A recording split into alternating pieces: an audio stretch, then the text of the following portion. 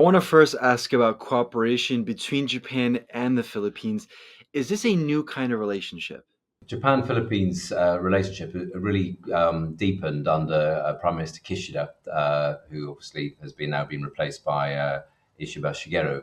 But Prime Minister Kishida really understood the strategic importance of the Philippines for Japan's broader diplomatic initiative to try and keep stability in the Pacific. So the trend here is really towards Japan and the Philippines working much more closely together in security terms, both, of course, geographically either side of Taiwan, so both would be involved if there was a contingency in Taiwan as well. And from Japan's point of view, makes absolute sense. Philippines and Japan both allies of the formal security allies of the US as well. And I think this relationship becomes more important given, of course, the uncertainties of Trump 2, the second Trump's administration's approach towards Asia and its allies. This meeting between the defense ministers could also pave the way for a new deal on radar systems and intelligence sharing. How significant would that be?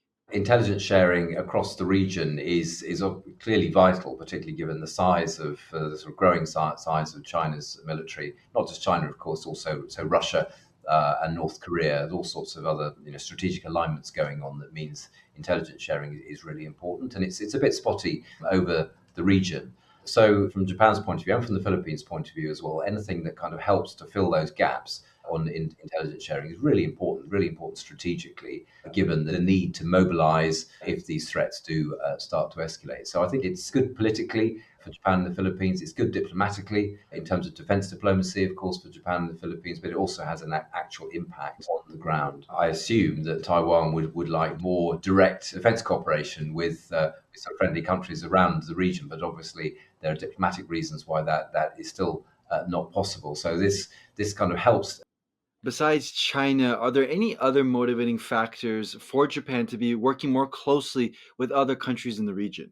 Well, Japan's perennially been worried about two things with regard to the US. One is abandonment, so that the US loses interest, strategic interest in Asia.